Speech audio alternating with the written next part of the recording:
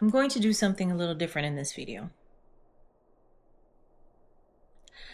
I'm declaring that I'm reclaiming my voice.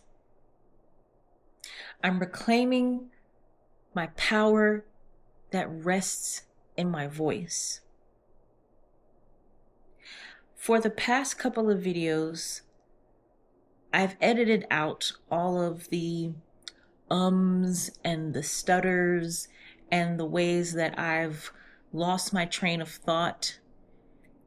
I prayed this morning on my way to work, and I released all of these binds, these shackles that had been placed on my voice.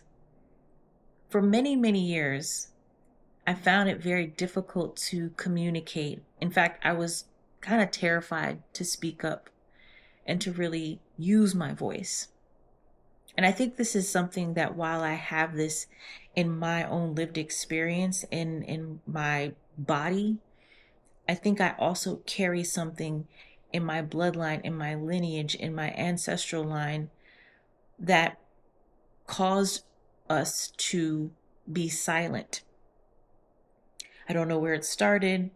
I don't know the originator of whatever sort of spell or incantation or whatever had been placed. If there was even something to that degree, there may not have been. But in either case, I'm declaring that I'm taking my voice back. I'm declaring that my power is in my voice. And I'm saying that on here. I'm being very clear and I'm being very intentional about this, because I know that the season that I'm going into in my life, I'm going to have to speak up. I'm going to have to use my voice. I'm going to have to share my story. I'm going to have to talk to people. And I have to be confident in every single thing that I say. For the most part, I'm confident. There are times where I stutter. There are times where I trip over my words. I speak slowly because the English language is something that I love and hate at the same time, because the emotions of what I'm feeling cannot be encapsulated in 1, 2, 5, 10 words. But I also love the fact that I can use words to express myself. I carefully use my words and I carefully choose my words because I don't want to ever feel as though people misunderstand me. And this has been something that I've experienced for years, going back to my childhood. You're going to hear Gizmo in the background, and I am not going to edit this out because I am on a roll. I want to stand in my power and use my voice in the way that it has been meant to be used, which is to share, to communicate, to tell stories, to be vulnerable. And I know that there has been a lock. I know that there has been a bind that has been placed on my voice. Not by any particular, I'm not trying to say nothing. I'm not trying to put nothing. I'm saying that there is a history and there is a lineage in my family where women have been silenced. And I am taking that power back, not just for myself, but for my ancestors, for my bloodline. And I'm putting this on camera because I'm letting it be known to that energy, to that entity, to that being that has been hovering over the women in my family for generations, that has been sequestering my voice, that has been suppressing my voice to where I've allowed that to happen. You no longer have power. I'm not going to let you take that power away from me anymore. And I'm certainly not going to let that power be sequestered in my children. I'm taking it back. As I said, this video is going to be very different. I had recorded a whole other topic that I was going to say and talk about and address, and I can still do that. I can still segue into that. But I felt that it was necessary to say this morning as I was driving into work.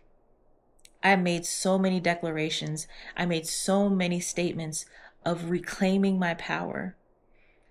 I have been stumbling over my words. I have been fumbling over the things that I've been trying to say, feeling not very confident in my words when the camera starts rolling. Listen, the place that I'm about to go, and the things that God has me on track for, the rooms that I'm going to be in, the stages that I'm going to be on, I can't hem and haw anymore. I can't be in the shadows anymore. I have to now step forward with confidence, even if I make mistakes. And it's okay that I make mistakes. I'm not perfect, and I'm not trying to be, but I'm most certainly trying to be more rooted in my power. And I keep saying this, I keep saying power because it's important, because each time I say that, I'm taking it back. I'm pulling it back within myself. I'm not spreading it thin anymore. I'm not giving it over. I'm not suppressing it. And I'm certainly not shying away from it. I'm standing firm, 10 toes down. I could go into the topic. I might go into the topic because actually I think the topic is appropriate given what I just said and given the things that I'm shifting into and the place that I know that God is pushing me into, is talking about moving into my 40s. And for those of you who might be watching this who are 40 and above, I don't know how you feel. I'm not someone who ever got hung up on age. I was not someone who ever wanted to stay 21 forever. I'm not someone who, when I was 29 years old, was freaking out that I was going to turn 30. In fact, I could not wait to be 30 and 40 because I saw the women in my life as they were aging, age into the most beautiful beings that I had ever seen. Their style of dress, their swag, their hair, the way they carried themselves, how intelligent they are. Like just watching these women blossom into even more and more amazing and beautiful women as they aged, I wanted a piece of that. And I certainly know people in my life that did not make it to their 40s. So I consider it a blessing to get to this stage. Starting over can feel absolutely terrifying, particularly at this age, because now there has been a well-worn groove of this is how I behave, this is who I am, this is who I know myself to be. And it can feel terrifying to try and switch it up. But I feel that the 20s, I don't know about y'all, but the 20s for me was just a very chaotic time. It was a very chaotic decade. So many mistakes. And I think that's what your 20s are meant for. It's for the time in your life where you can make mistakes, you can fumble and try to figure things out. You're just still a kid, really, even though in your 20s you don't feel like a kid, but you're still learning life. You're still trying to figure out who you are in this world. And so you're no longer under your parents' rule. For the most part, you're not really, well, I'll say for the most part, you're not really with your parents. You know, you're kind of off being independent. I know for me in my 20s, I was already a parent. And so I was already taking care of someone. So I had a lot of responsibility on my shoulders. And yet I was still learning, making mistakes, not knowing what it is that I was doing, just kind of fumbling through life.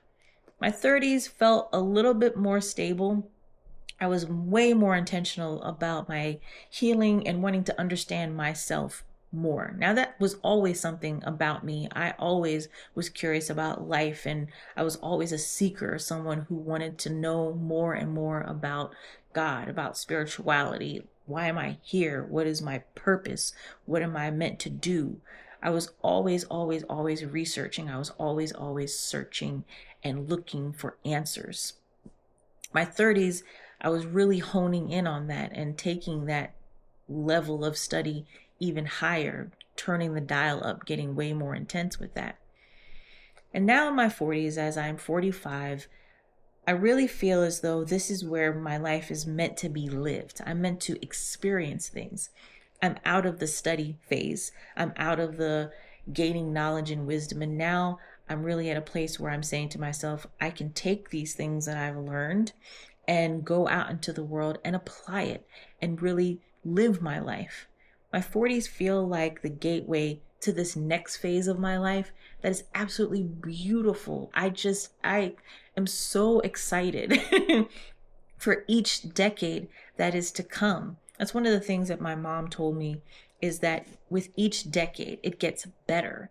And I was thinking to myself, how could it possibly get better? Like 50s? She was like, yeah. 60s? Yeah. 70? Yeah. Like it gets better with each decade. And that's something that I look forward to, particularly, like I said, seeing the women in my family and how they have been able to uphold this grace, this beauty, and this fun, and really choosing things in their life that bring them joy, finding ways to be able to develop friendships, or finding ways to be able to express themselves creatively, just all these different, really multifaceted ways that their lives have evolved as they have gotten older. And I'm on that bandwagon, y'all. I am on that bandwagon of this aging. This 40 is not the end of the road. I really hate it too when people are like, 40 is the new 20, or 50 is the new 30, or whatever. That was a whole trend sometime years ago where people were saying all that, and I did not subscribe to that. I was thinking to myself, I don't want to be 50 and like be 30. I want to be 50 and be 50. There's so much wisdom that I feel that I have gained really just in 40, and I'm just now scratching the surface. I'm not even deep into the wisdom, right? I'm still a baby in these streets. But I really want to lean into the wisdom that I gain, the knowledge that I've been able to acquire through these lived experiences. And I want to flex that when I get older. I want to flex that muscle and say, yeah, and not really have it to be some sort of cocky thing. Because I know that there can be people who will use their age of like, well, I'm such and such age, and so you gotta like listen to me, and I'm your elder. And that's not, I don't get down with that. That's not me. What I do get down with is looking at my age, looking at where I'm at in my life, and saying, you know what, I've learned this, I've experienced this, this is amazing. You know what, I can pass this information along. I can share this with people. I don't have to share it with people. I don't have to just give it willy-nilly. If it's asked, if people say, hey, how did you experience this? Or, what did you learn about this? I'll share that. But all of that wisdom, all of that knowledge is for me.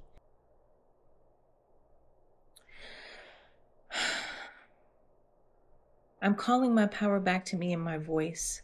I'm closing my eyes because I'm connecting with myself and I'm connecting with my ancestors in this moment. So please excuse me for not opening my eyes. But I'm calling my power back to me through my voice. Because for the past couple of days, I've been noticed that I've been tripping over my words. I haven't been able to speak and articulate in ways that are very clear. And I know that that is because there is a blockage somewhere. And I'm removing the blockage. Something is going on right now. I've been trying to record a video and I find myself stumbling over my words. I've been trying to record this video for I don't know how long, and I keep stumbling over my words. But it's not just today.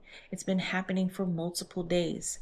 And each day that I record and I feel myself getting more and more rooted in my power, I find myself stumbling over my words more and more. I am taking my power back, and I'm taking my power back through my voice. I'm not going to allow this entity to suppress my power.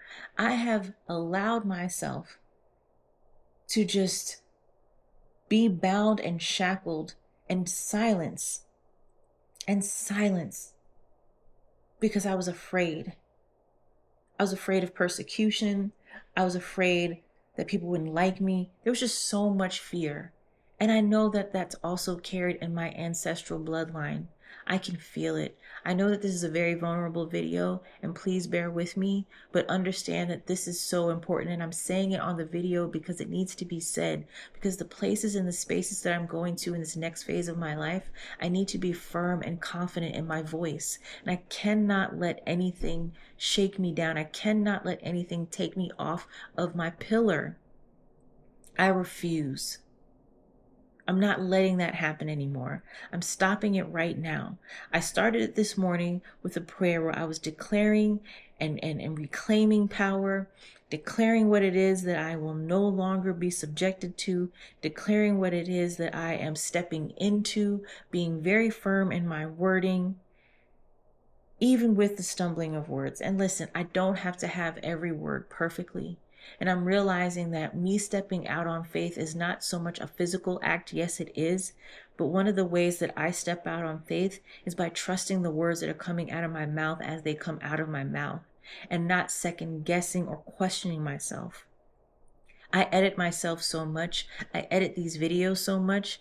You don't even understand how much I cut things out or try to make it sound like a more cohesive thought in the video editing when I'm not just letting stream of consciousness flow, because I'm so worried about what I'm saying and making sure that it is clear.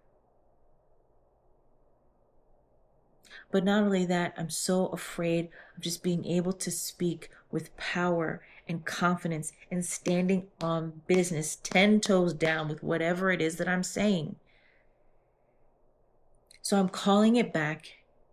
I'm taking my power back from every place that I have given it, every place that I have squandered it, every place that I have left it just on the wayside, on the side of the road somewhere. I'm taking it back in this video right now. I wanted to do a video that was topical.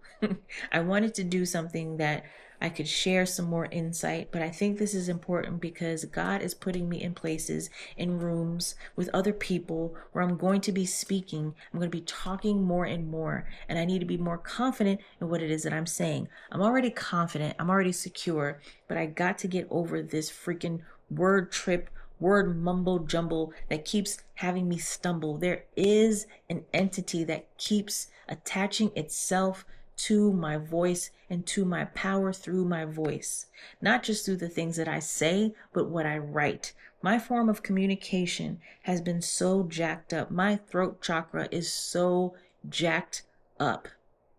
And I've noticed this more and more over the past couple of months. Ever since December, my writing has taken a hit. My speaking has taken a hit. But each day more and more, I have to reaffirm, I have to stand firm in what it is that I'm saying and how my communication is, and not waver and just and be all kind of trying to figure it. It doesn't even matter. It doesn't even matter. This is what my 40s have been about. And the starting over process, my 40s have been about me no longer allowing myself, this is me taking ownership of my stuff, not allowing myself to not be myself, and stop the performance. Just stop it. It's not serving me. And the things that I know that God wants me to do, I can't perform. It's not going to work. I can't keep it up. I got to be me. I got to be me. The quirky me, the funny me, the stumbling over my words me, the slow processor me. All of the me's, they all got to show up. They all got to be present. And whether it's received or not, I don't care. I don't care. I let that go. I have to release that. I can't care about other people and how they're going to receive this message. I cannot care anymore. I do not have the capacity to care. That's one of the things that my therapist said to me, because I used to say sometimes like, I don't care. I don't care. And she would rephrase it. She's like, can I make a suggestion here? Rather than saying, I don't care, what if you were to say, I can't? I no longer have the capacity to care. And I said, boop, see, that's why I pay you. That's why you went to school. That's why you did these things, because you have the capability of helping me see things from a different light. I don't have the capacity to care anymore. I cannot care. I'm taking my power back. You don't have control over my voice anymore. I'm taking my power back.